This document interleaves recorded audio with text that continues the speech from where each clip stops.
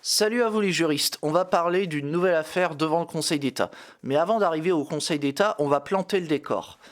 Alors, en l'espèce, on a la ville de Grenoble qui a prévu dans le règlement intérieur de sa piscine municipale la possibilité d'utiliser le burkini, pardon. Vous savez, cet habit qui est porté par les femmes musulmanes pour aller se baigner.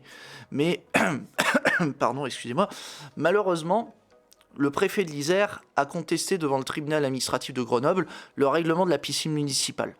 Pour le préfet, ce règlement porterait une atteinte grave au principe de laïcité et de neutralité des services publics, en ce qu'il prévoit la possibilité de porter le burkini.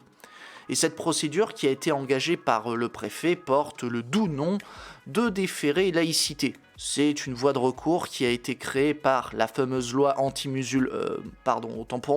la fameuse loi contre le séparatisme du 24 août 2021.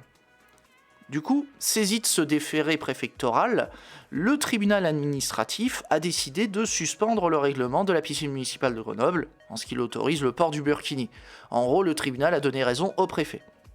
Mais la commune de Grenoble ne l'a pas entendu de cette oreille et elle a interjeté appel devant le Conseil d'État. Ici, on parle d'appel parce que le déféré du préfet a été engagé devant le tribunal administratif dans le cadre d'une procédure d'urgence qu'on appelle référé-suspension.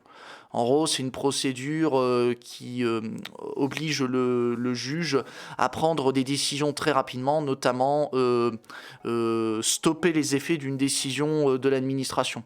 Ici, en l'occurrence, le but c'était de suspendre les effets du règlement de la piscine municipale de Grenoble. Encore une fois, je sais, c'est du détail procédural, mais c'est pour votre culture juridique. Alors, je vous propose qu'on revienne à nos moutons et on va entrer dans le vif du sujet. Face à cette affaire, le Conseil d'État constate qu'on a une mesure très ciblée qui vise à satisfaire une revendication religieuse. De plus, le juge estime que cette mesure déroge à des règles d'hygiène et de sécurité, en particulier celle du port de tenue de bain près du corps. Enfin, selon le Conseil d'État, la possibilité de porter le burkini à la piscine municipale, ce serait de nature à affecter le bon fonctionnement du service public. Et ça porterait aussi atteinte à l'égalité de traitement des usagers dans des conditions qui auraient des conséquences en termes d'atteinte sur le principe de neutralité des services publics. Bref, au nom de la neutralité du service public, c'est autrement dit au nom de l'interdiction de privilégier des usagers d'un service public pour des raisons qui seraient liées à leur opinion religieuse, le Conseil d'État estime que pour toutes ces raisons, il fallait suspendre le règlement de la piscine municipale et ne pas autoriser les femmes à porter le burkini. En gros, c'est une petite victoire pour, en quelque sorte, les droitards du grand, on va dire adeptes du grand remplacement, mais aussi pour les anti-religieux, et un petit doigt d'honneur pour nos amis islamo-gauchistes qui gangrènent les universités, bien évidemment.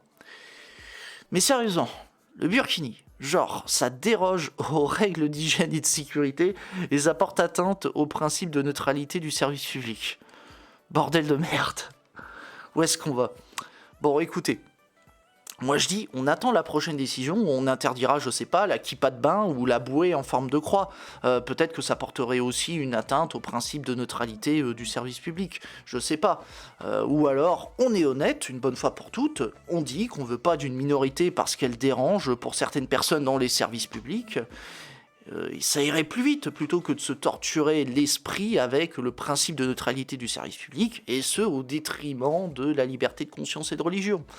Bon voilà, sur ce petit coup de gueule, encore une fois, je suis pas le Conseil d'État. Peut-être qu'il y a des raisons strictement juridiques qui ont poussé la haute juridiction à prendre une telle décision.